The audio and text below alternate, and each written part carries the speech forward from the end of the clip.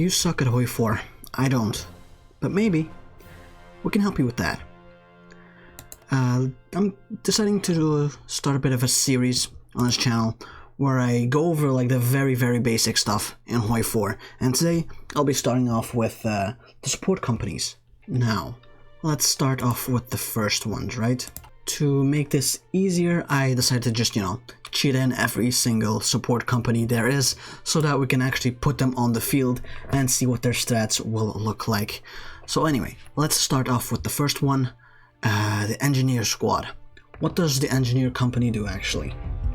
Basically, what they do is they provide a movement bonus for like, jungle, marsh, river, and forest, and also provide bonus defense for those same territories, as well as like forts, hills, and a few others. But I also provide entrenchment bonus, so if you decide to play defensive, or there's a lot of like grindy, stagnant front lines, it does help to put them on your unit. Next up we have the Recon Company. What that one does is it basically provides you with a speed bonus. They also help you with division defense and soft attack, but not as much as like an actual infantry unit, but it does help you. Next up is a military police. That one is useful, very useful, and you should definitely get that if you're an aggressive player. If you're playing, say, Germany, you should definitely get that. If you're playing the Soviet Union, you should get that, but you should never put them on your infantry division. What you should be doing instead is make a 20 with cavalry unit with only military police in that support company slot, and then you should go towards your occupied territories and put them in to guard all your territories with, because that's the most optimal way of doing it. It will cost you the least amount of equipment, and it would cost you the least amount of manpower, which means that you'll have a lot more manpower to do your campaign into, say, the Eastern Front. Next up will be the maintenance company. Basically, what that does is it makes sure that the equipment that your soldiers have is less likely to break.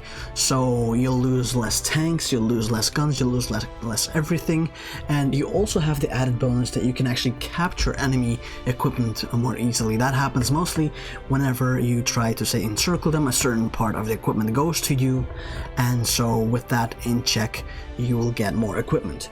Next up will be the field hospitals. I feel like they're one of the least useful in here, even though on paper it sounds really good what they give you. Basically what they do is a part of the soldiers that you lose in combat get returned into your manpower pool, and that depends from upgrade. It starts off at like 20% and goes up with 10% each time, but it's not really all that amazing, considering there's other companies that are better to be put into your support company slots, considering they'd end up doing more damage and thus mitigating the losses completely. Next up we'll have the logistics company. Also pretty handy depending on what you do. If you're in South America or bogged down in the Soviet lands, this could definitely help, as it decreases your supply usage but also your fuel usage. Starts off at like 10%, well, it says over in here, right? 10% and 5% fuel usage, and it gets added up in time the more you upgrade it. It's most useful with heavy units like 40 widths, as well as tank units. And then next up we have signal companies. What they do is basically they provide you initiative, which means that your troops are more likely to join a combat when the combat width isn't filled up yet. You know, sometimes when you have a combat and you're winning and all of a sudden the combat abruptly stops, that's because there weren't any troops that were ready to reinforce whenever your troops get out of orc to take their place.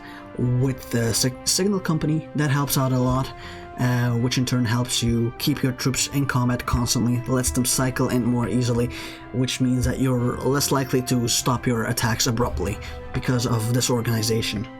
Now, while there's also normal support companies, there's also a few more important ones in here. Mainly, for me, artillery and anti-air, but also anti-tank. What those do Artillery Support Company provides you with a decent chunk of support of a soft attack as well as defensiveness, and a slight amount of breakthrough, which helps your troops to move in a lot quicker. Well, not a lot quicker, but a lot more decisively, which helps you win your combats. Anti-air, it pretty much does what it says on the tin. It's nice to have a support company of anti-air, which slowly shoots down enemy airplanes while they are flying over you, trying to shoot down your boys.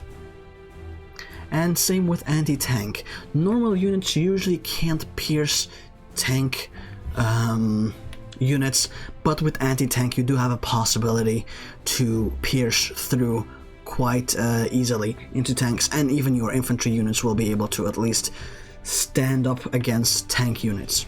Now here I have the basic 7-2 template, which most people use to defend their garrisons with, to defend their borders with. No support companies, just so I can show you what kind of benefits each and every one company gives you. Start off with the anti-air. As you can see, it gives you some soft attack, a lot of hard attack, so it is actually good to have while facing tanks. And this is the most important part. All of your air attack comes from here. You don't even need a lot of airplanes when you have this, when you fight a small opponent, because over time, just by getting attacked by airplanes, your regular troops will be able to shoot down a plane here and there until the enemy cannot sustain those losses anymore, and eventually will have to give up air superiority. Other than that, piercing is also very important. It gives you the ability to pierce tanks, which in turn makes them more useful in all-purpose combat.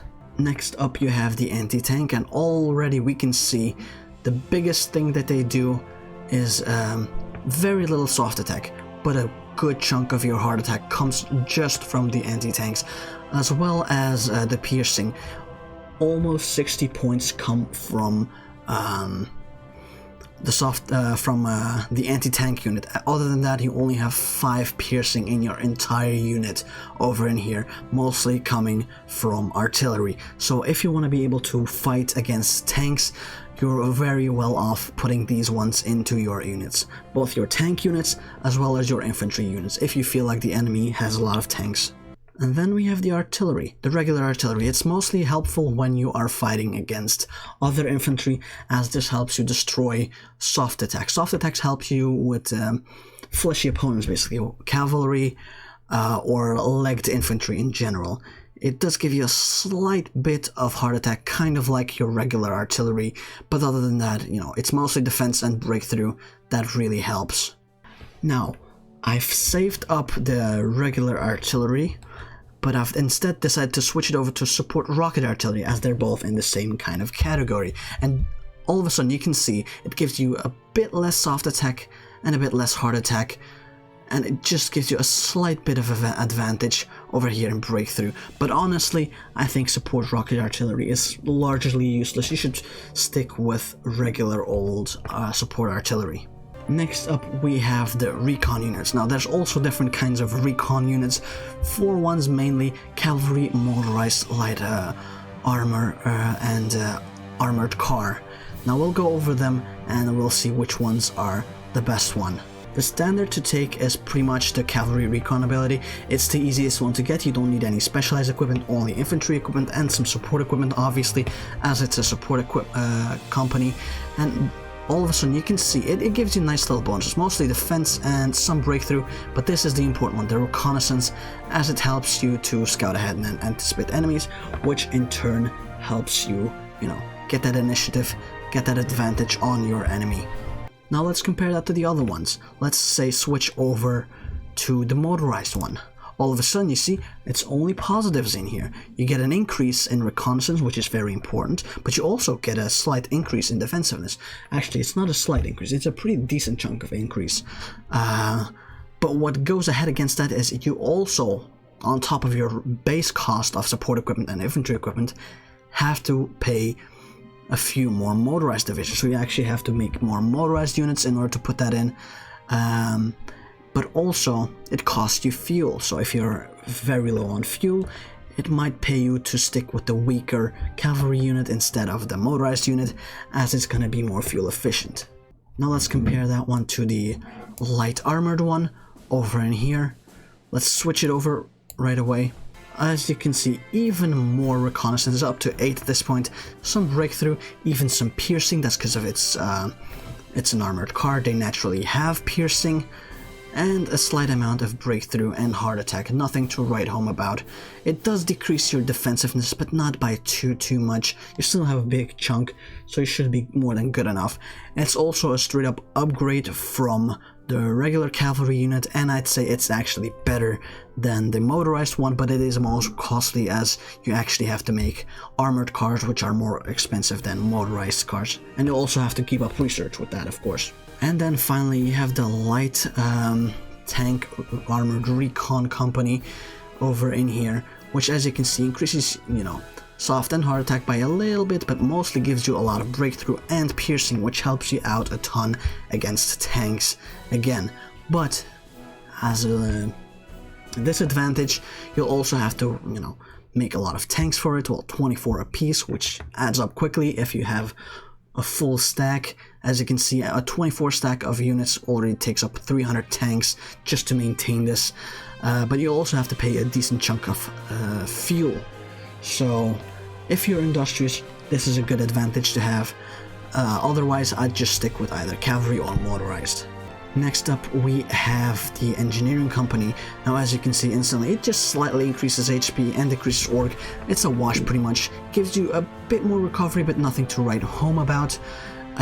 Some support, some attack, and a decent chunk of defensiveness, as you can see, and breakthrough, as well as entrenchment. This is the most important part, entrenchment. If you're playing defensive, an engineering company is crucial to have. You should definitely put that in, especially if you have infantry spam. You cannot go without engineering. The entrenchment will help out a lot, especially if you're, you know, just waiting until the enemy tries to attack you. You'll be able to inflict more casualties because you're more dug in, and the enemy will have more costly of an attack each time they try to take land off of you. And there we go, we got the military police now. As you can see, it gives you some stats, it takes away some stats. Some suppression, which is very important, as you can see, it adds in here. Other than that, some defensiveness and some soft and hard attack. Nothing here really matters. What does matter is the fact that it gives you suppression. In this unit it's kind of useless, but in a cavalry 20 stack over in here, it's very useful as it adds a lot of suppression, which in turn makes it a lot cheaper to garrison your conquered or occupied lands. Next up, we have the maintenance company, and as you can see, the bonuses that it gives you are fairly lackluster. Nothing here really matters, and the decreases are also all fairly small. As you can see, it only costs you some support equipment and manpower, that's pretty much it. But this is the big thing. It gives you a lot of reliability, and it also allows you to capture a lot more equipment off of the enemy. If you're struggling with equipment, this could be handy, but usually you're better off without it, if you ask me. Then next up we have the field hospital. Again, very minimal stats, nothing really important in here. In fact, I'd say it's overall slightly more negative than positive, but this is the most important part. It trickles back your manpower that you lose, and it also gives you experience loss reduction. So your troops, you know, if they take a big beating, they're less likely to become, you know, green or something. They're more likely to stay seasoned or veterans. So that could be handy, but again, usually it's not really the deciding factor, and you're better off just taking the raw firepower instead. Next up, logistics. As you can see, once again, limited stats, you know, only increases slight recovery rate and HP. Other than that, it decreases your stats, so why would you take it? This is why. Look at it. It takes away about over a third of your supply use. That's obviously when it's fully upgraded, but with each upgrade in your support company, it takes away more and more of the supplies. So right now, it only takes you half a supply point just to field this 20 stack over in here, while it would almost take you a full supply point otherwise. And the final one over here, once again, it's not very useful stat-wise. As you can see, a slight increase in HP, a slight decrease in org.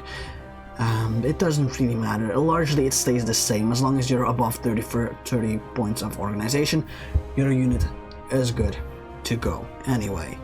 It slightly decreases piercing, but again, it doesn't really matter. It's an infantry unit. This is the most important one. It increases your initiative and makes sure that when your troop gets kicked out of combat, when it loses orc, the next one is ready to take its place before the combat ends, and thus, you know, it doesn't have to get reset. So you'll be able to actually break through and attack more efficiently like that.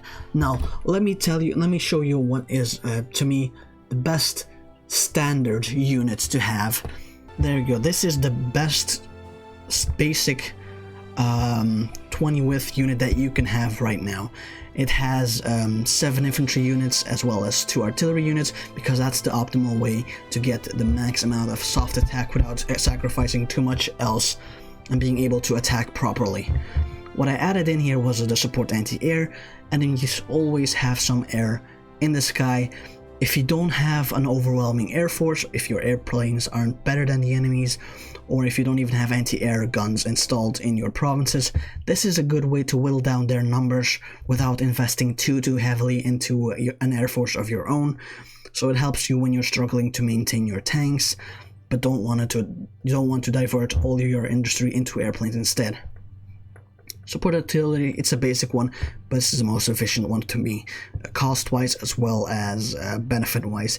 It increases your soft attack by a lot, helps you break through, and slightly increases piercing as well. That's also one of the reasons why I put them in here, both to finish it up to 20 width, as well as give me a lot of benefits when it comes to other infantry units. The next up, Recon Company. It helps you to, you know, move a lot quicker. Defensive, it's very good to have it. As I've stated before, basically movement, defense, and attack is what it gives you. And the best one to me, cost slash advantage, would be the motorized, as they're fairly easy to make. You usually have a plenty in reserve if you have a few factories on them, and it gives you the benefit of being better than the regular cavalry unit. You do have to keep your oil in mind, but usually that should be more than enough, and worst case you can build up a few refineries to mitigate the cost. Next up, signal companies. This, as I said before, helps me to make sure that I have always enough units in combat in case I need to make a quick breakthrough. I don't want to get caught with my pants down, almost winning a combat, but because one of my units ran out of organization and the next ones couldn't reinforce in time, that the entire combat is over and I'll have to re-attack, especially when there's a big maneuvers going on, or especially in multiplayer. It helps having that ready. And engineer, as you can see, it speaks for itself pretty much. It gives you attack and defense bonuses on a lot of important tiles. Rivers, whenever you cross a river you get a big debuff, but with this it gets mostly mitigated. It helps you with amphibious attacks, and it helps you with a lot of different types of, you know, tiles, as you can see. Especially urban is important when you attack big cities. When you try to take over Leningrad, Stalingrad, it's very difficult to break through, but with this it becomes a lot easier. And there we go. That's pretty much, you know, everything you need to know about the basics of the support companies, as well as a good standard unit to have. With this, you're pretty much safe. Usually you'll be able to at least defend against the enemy. You could of course go for 40 widths, but then you'll actually have to, you know, think about supplies. But with this 20 width, if you have this mastered, if you're not behind on technology, and if you have all of your equipment, you'll at least be able to go toe-to-toe with the enemy at all times. Now, I do hope you've enjoyed it. Make sure to leave a like, comment, subscribe. If you did, you know, follow me on whatever. Links are all in the description down below. Or if you want to see me play in general, you know, you can go to my Twitch as per usual. I stream Monday, Wednesday, and Friday, 6 p.m. Central European time, or 11 a.m. Central American time. But anyway, that'll be it for this time. If there's any other lessons or information that you want about the basics of the game, feel free to add it in the comments, and I'll have a look and see if I can make a video out of it.